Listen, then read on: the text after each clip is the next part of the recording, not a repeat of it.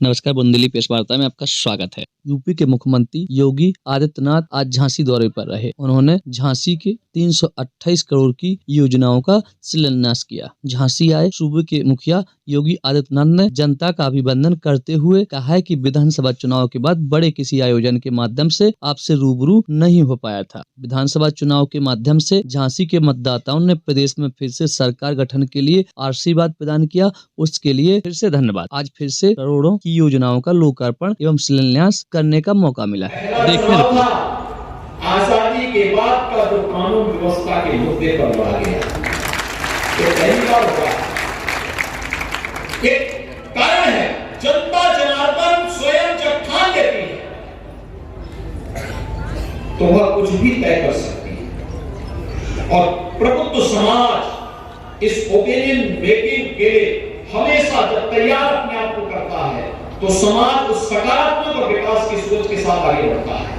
वही विकास की सोच जो हम सबके जीवन में परिवर्तन लाएगी, उसी सकारात्मक सोच को आगे बढ़ाने के लिए मैं आपके बीच आया हूं, आपसे कहने के लिए ईज ऑफ लिविंग के प्रधानमंत्री मोदी जी के विजन को जमीनी धरातल पर लागू करने के लिए जो कार्यक्रम प्रारंभ हुए हैं, इसमें हर गरीब को सिर ढकने के लिए छत की उपलब्धता हो, हर गरीब के पास शौचालय समन्वय और तारतम्यता बनी रहे, उसके लिए स्थानीय निकाय, राज्य और केंद्र तीनों जब एक विचारधारा के लोग हों तो विकास की गति को तेजी के साथ आगे बढ़ाने में मदद मिलेगी।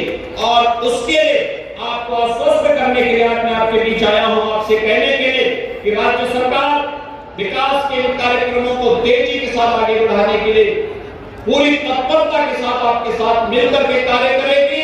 हमारे जनप्रतिनिधिगण पूरी मजबूती और प्रतिबद्धता के साथ, पूरी संवेदनशील तरीके के साथ इन कार्यक्रमों को आगे बढ़ाने के लिए कार्य कर रहे हैं। आप सभी का मैं इस संबंध में सहयोग चाहूंगा कि आप सभी भी इसमें रुचि लें और विकास की इस प्रक्रिया के साथ जुड़ते हुए इन नगर निकायों की तकदीर और तस्वीर को बदलने के लिए किए जा रहे प्रयास में भी अगर हमारे स्थानीय प्रबुद्धजन योगदान दे सके तो भाइयों बहनों, हमारे नगर निकाय देश के अंदर एक मॉडल के रूप में प्रस्तुत हो सकते हैं। और उस मॉडल को प्रस्तुत करने की दिशा में हम सब मिलकर के कार्य आगे बढ़ा सकेंगे। इस विश्वास के साथ मैं आज झांसी के सभी प्रबुद्धजनों को, पार्टी के सभी पदाधिकारियों को, अपने सभी माननीय जनप्रतिनिधियों को इस बात के लिए धन्यवाद दूंगा कि उन्होंने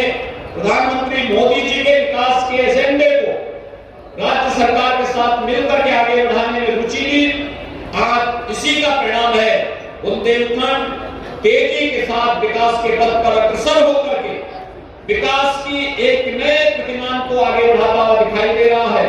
इन असीम संभावनाओं को, चाहे वह पर्यटन के क्षेत्र में हो, चाहे वह शासन के जुड़े हुए यहाँ के विकास में उपयोग करने को लेकर के हो, इन सभी को हम पूरी मजबूती के साथ आगे बढ़ाने का कार्य करेंगे। इस विश्वास के साथ मैं एक बार फिर से आप सभी झांसी वासियों को भारतीय जनता पार्टी की सरकार पुनः गठित करने के लिए हृदय से धन्यवाद ज्ञापित करते हुए आप सभी को आप 322 करोड़ रुपए की योजनाओं के लिए मिल्क प्रोड्यूसर जैसी संस्थाओं ने एक आदर्श प्रस्तुत किया है।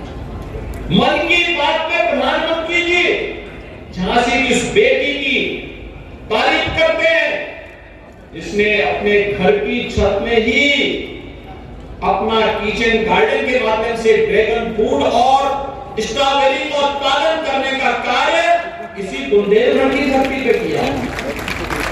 यह कार्य बुंदेलखंड में सब कुछ हो सकता है, लेकिन उन असीम संभावनाओं को आगे बढ़ाने के लिए इससे पहले सरकारें तैयार नहीं थी।